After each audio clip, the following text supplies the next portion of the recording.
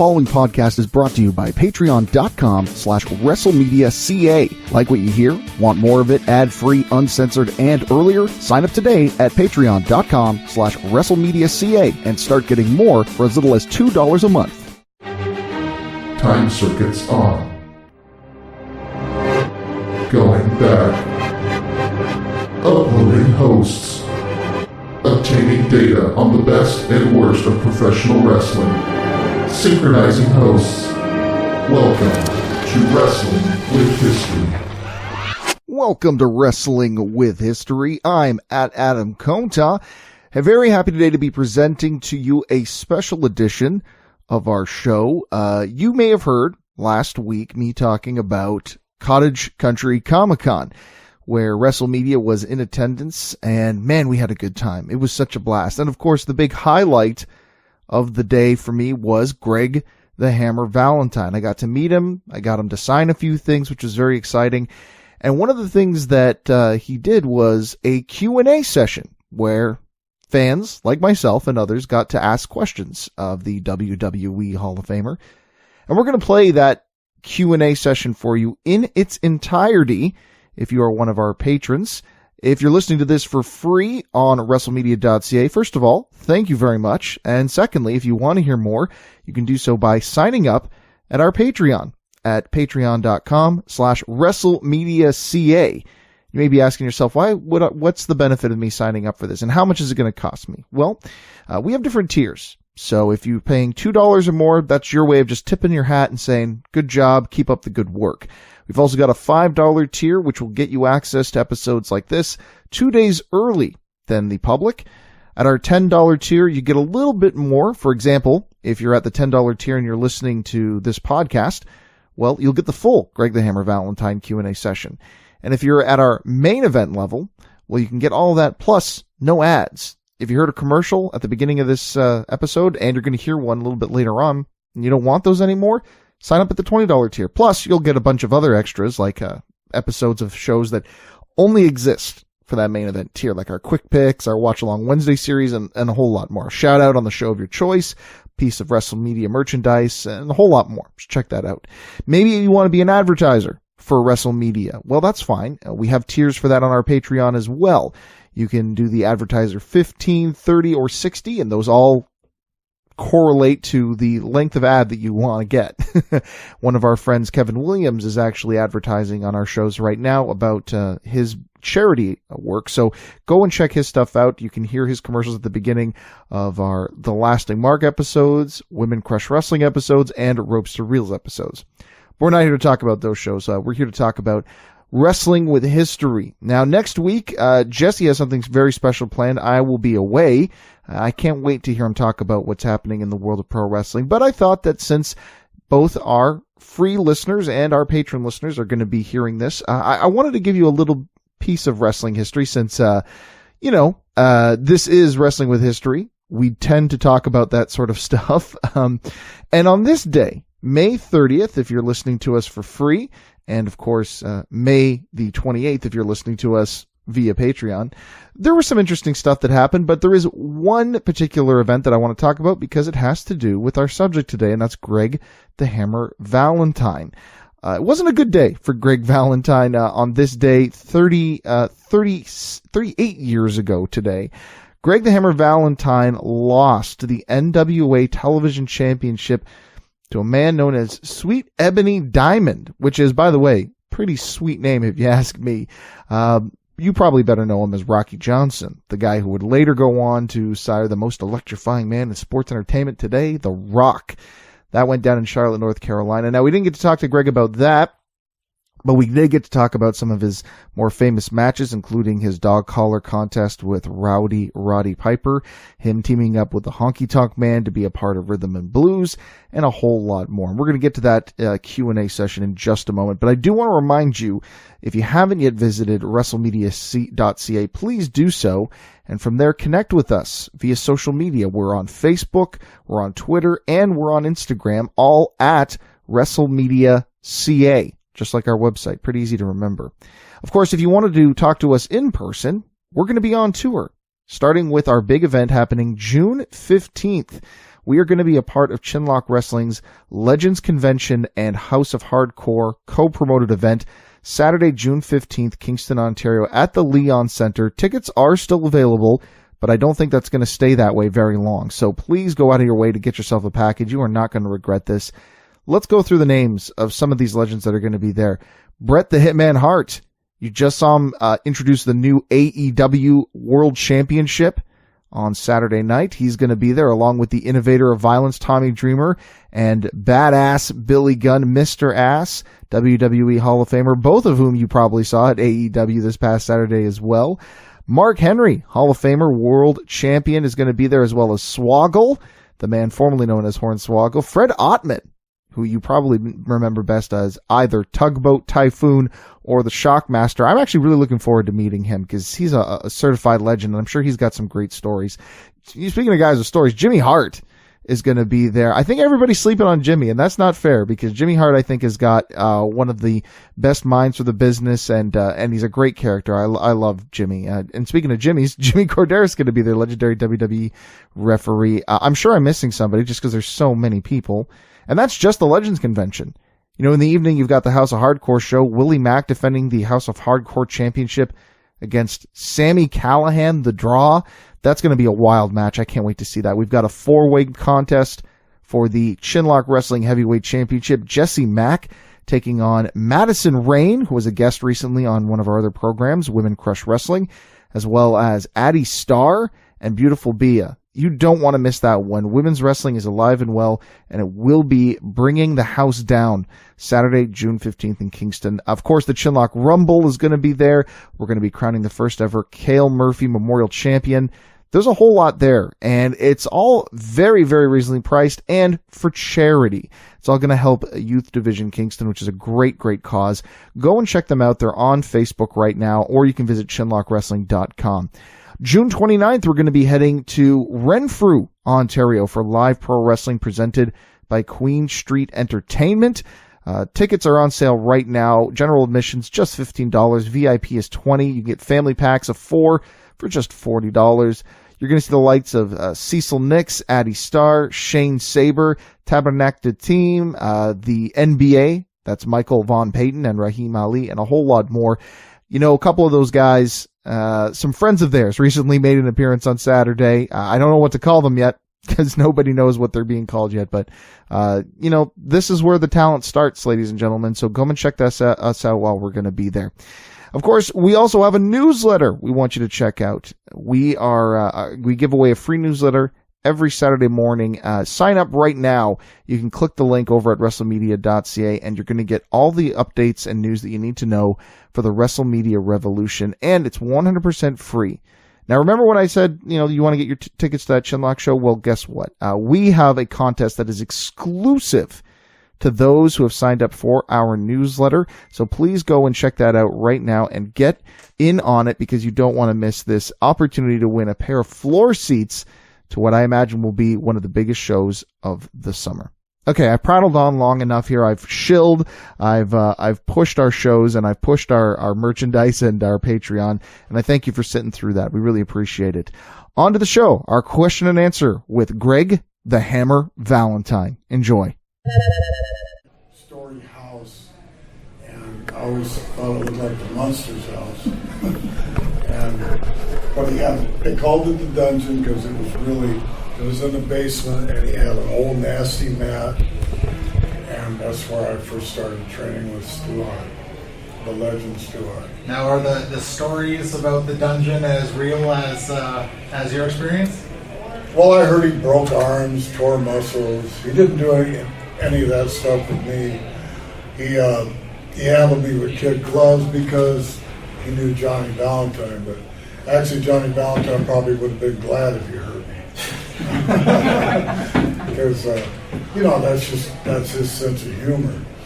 And, but Stu was good with me, and so that's where I started the whole career, and that was in 1970, March of 1970.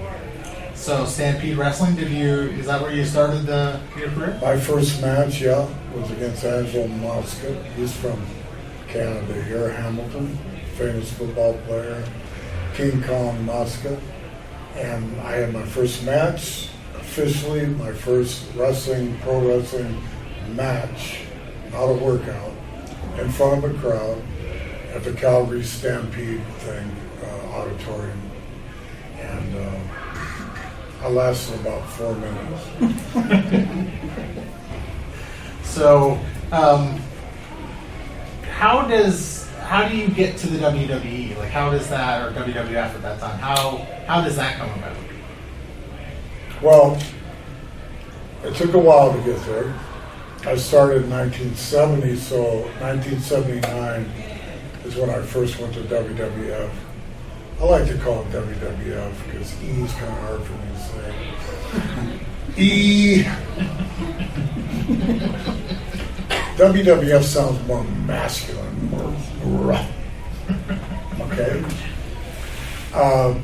Actually, they never wanted to change it to WWE, but the WWF was worldwide, something Animal Federation out of London, England, and so they had the first copyright for that. So they just wanted to get away from the wrestling just being a shoot, as it were, and so it's entertainment, so it's entertainment now. But my era, it wasn't, it was entertainment, but we worked a lot harder on it not being entertainment, as far as being the real thing, shoot. But, so I went around all over the United States and Canada, and in 1976, I really got my first break with Mid-Atlantic. And after my dad had that horrible plane crash, and so they brought me in, teamed me up with Ric Flair.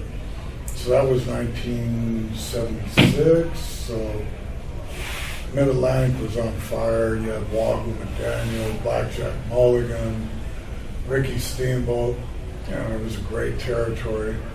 And we did Virginia, North and South Carolina, part of Georgia, and we also came up to Canada, to Toronto and to Buffalo. Buffalo's not part of Canada, what am I saying? Close enough. So there is a border there, and they let you know it. So in '79, they asked for me to come up to New York, Vince McMahon Sr., so I went up there. He's actually the first one that I never used the figure 4 anywhere, and so it was Vince McMahon Sr. says, you need a hold, because I went out, what they do when you go to New York, I'm still in the Mid-Atlantic, and I flew up there. So I'm doing TVs every 3 weeks up there, so I did 4 or 5 months of television before I was ever in the territory. And so he wanted me to do something besides the suplex, my elbow, to finish the guy off, so figure 4 leg lock. Do I know how to do it? No, but I learned in the dressing room how to do it, and started doing it, and guys were being carried out on a stretcher.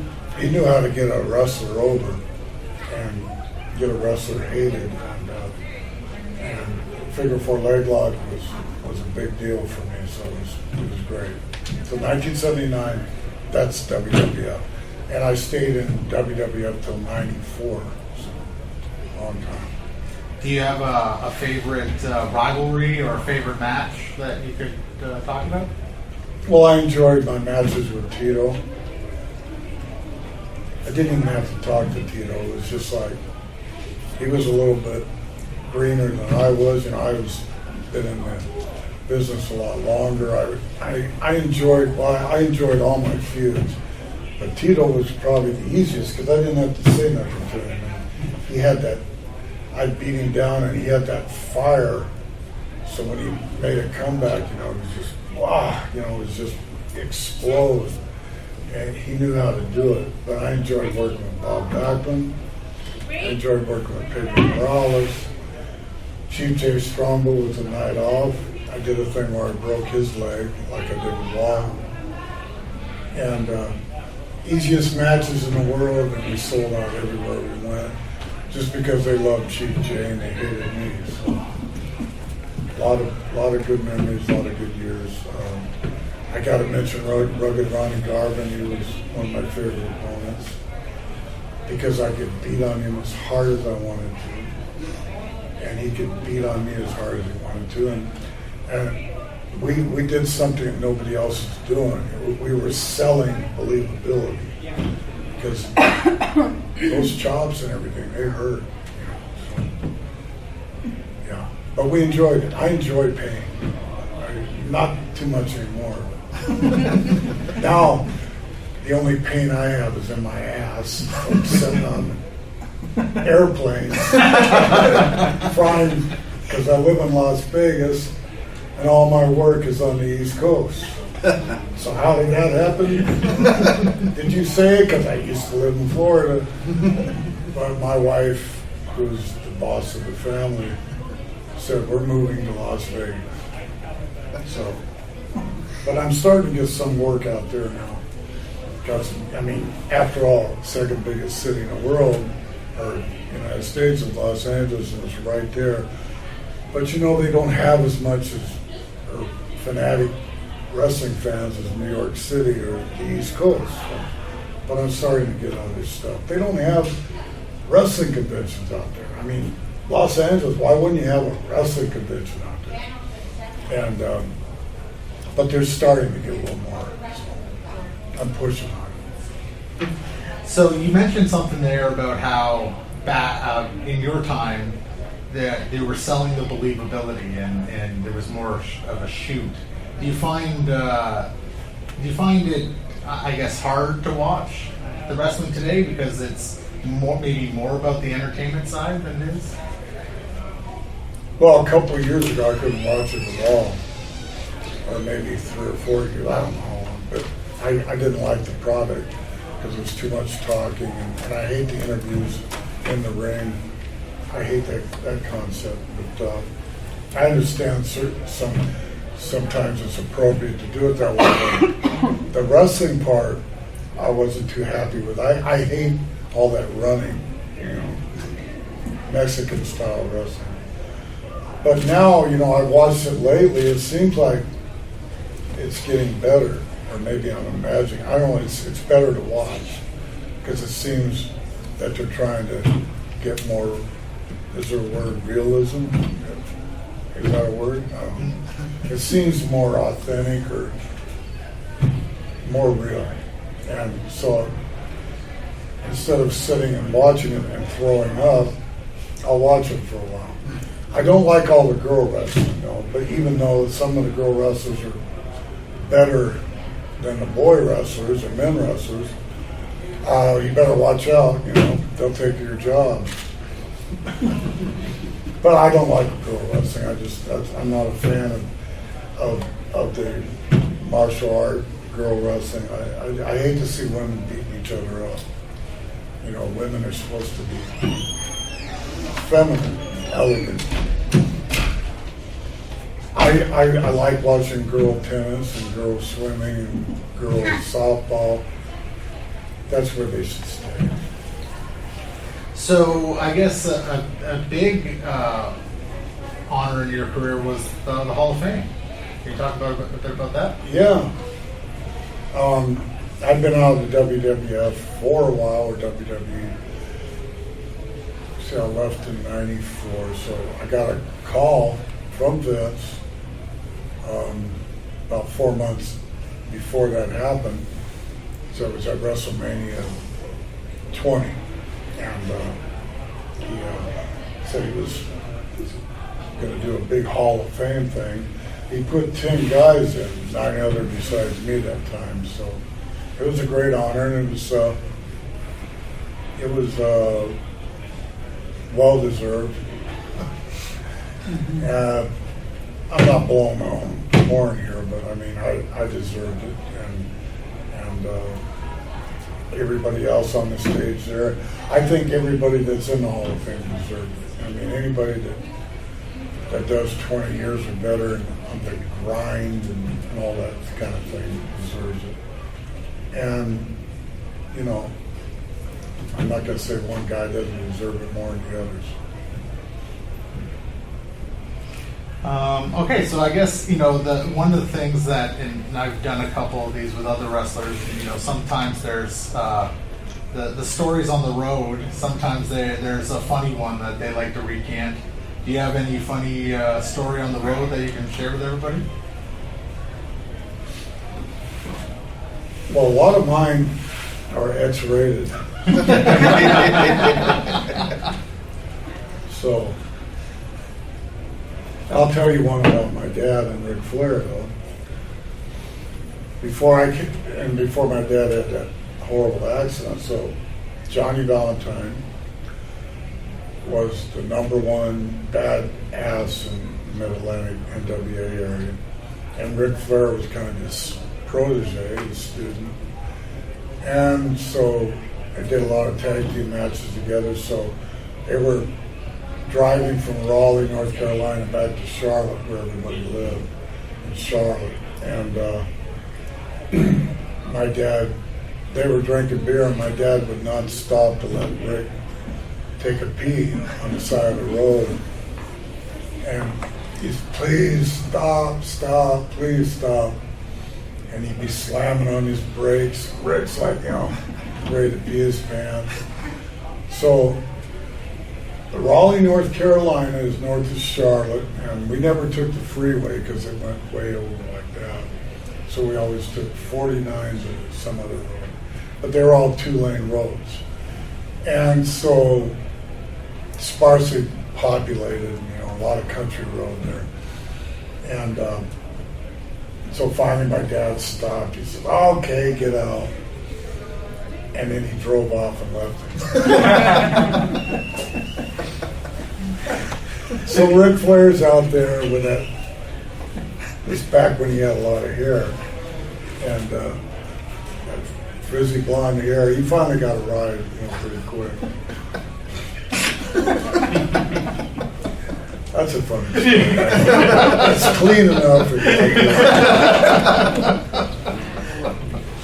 Well, that's all the questions that I have. So I'm going to open it up to everybody else here to ask Greg as many questions as we have time for. So I only got 5 minutes. I've got a professional and then a personal question. The professional question is, what was your favorite territory to work before you signed on with Vince McMahon?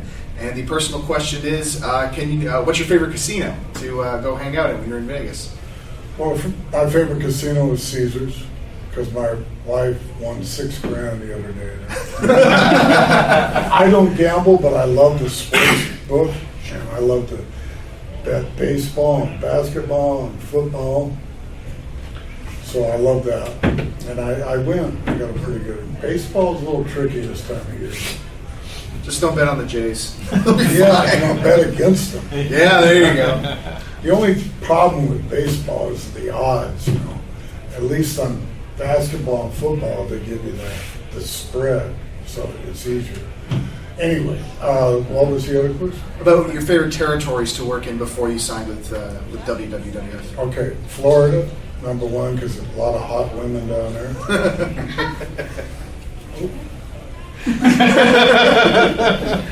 It's a good reason. So, it was 1974. In fact, I was wrestling in Toronto at the Maple Leaf Gardens.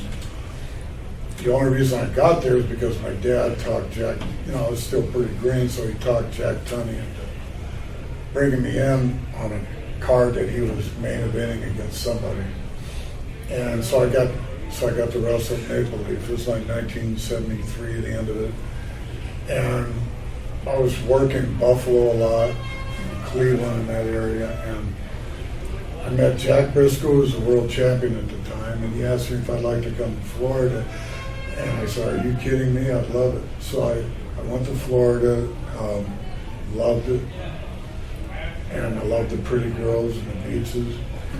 And the wrestling was great. It was real wrestling, kind of like we're talking about. Eddie Graham was the boss, and he was all about wrestling and not too much punches and none of this running around the crowd.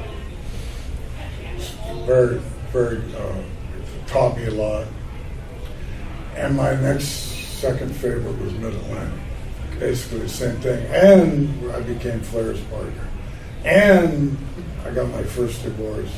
First. And then I had a second one. But I'm with my third wife, and we've been together. Sometimes it takes a while to learn how to do this thing. We've been together 23 years, and I found out the way to keep a marriage together is agree with everything she says and have no opinion. I have my own opinion, but I learned to keep my mouth shut. As long as she cooks the meals, I help her load the dishwasher and wash clothes. She gets mad at me when I do that. Don't be doing that, but I don't want her to have to do all that. But I do go shopping for her. I like to shop, and food's a big part of my life. And I do that for her, and she's a great cook. So Italian and Spanish, bad tempered, but great woman. All right, well, that's about our time, so thank you everybody for coming. Leave your donations at the door. I feel like a preacher. God be with you. Hey, this is a commercial for patreon.com/WrestleMedia.ca, where you can get early access to episodes of your favorite WrestleMedia shows, get full uncut and uncensored versions of your favorite shows, and more. Don't want to hear this commercial on your podcast anymore? Sign up at our main event tier and get these episodes ad-free. Want to hear your own commercial here instead of ours? We've got tiers for that too. Visit patreon.com/WrestleMedia.ca and join the WrestleMedia revolution today. And there you have it. It was a real honor to be there, to allow for Greg to allow us to ask him some questions, some things that I've always wanted to know about him, and hopefully you did as well. We're going to try and get some more of these Q&A sessions as we continue to go on the road. If there's anywhere you'd like to see us appear, please let us know. We'd be happy to show up at your convention, your wrestling show, your birthday party, whatever it may be. And thank you very much for listening. If you want to maybe spread the love a little bit, there's a couple of ways that you can do that for us here at WrestleMedia. First and foremost, you can share this podcast with a friend, a family member, an enemy, anyone who enjoys pro wrestling, talk about pro wrestling, and the history of pro wrestling specifically to this program. If you're on a platform like iTunes, you can rate us. You can give us a 5-star rating. You can leave us a positive review. If you're on another platform that allows you to do that, please do so. And if you're enjoying us on a platform like Spotify or Stitcher, SoundCloud, hey, that's great too. Any platform that plays us is a good platform as far as we're concerned. Of course, there's another way that you can help us out, and that's patreon.com/WrestleMedia.ca. Doesn't have to be a lot of ducats in the bucket. You just want to throw us $2 every month and say, hey, man, keep up the good work. That goes a long way towards helping us reach our goals of doing this full time for you. Plus, if you want to throw a few more ducats in the bucket, you get a little something extra. And, we don't mind. We love giving you things. But these days, money's tight, so we could really use a boost. All right. Thank you so much for joining us. Jesse will be back next week. In the meantime, on behalf of Jesse Redden and the rest of WrestleMedia.ca, thank you very much for listening. That's history. Time circuits overload. Begin podcast self-destruct sequence. 1, 2, 3. This has been a presentation of WrestleMedia, where everything is wrestling and wrestling is everything. Here's what you're missing out on right now over at patreon.com/WrestleMedia.ca. I know that's probably just an estimate. I'm not looking for an exact number, but could you maybe guess at how many local tough guys were stupid enough to try and pick a fight with you after the matches? You know what? They'd pick on Haku instead. Figure that one out. Want more? Sign up now at patreon.com/WrestleMedia.ca.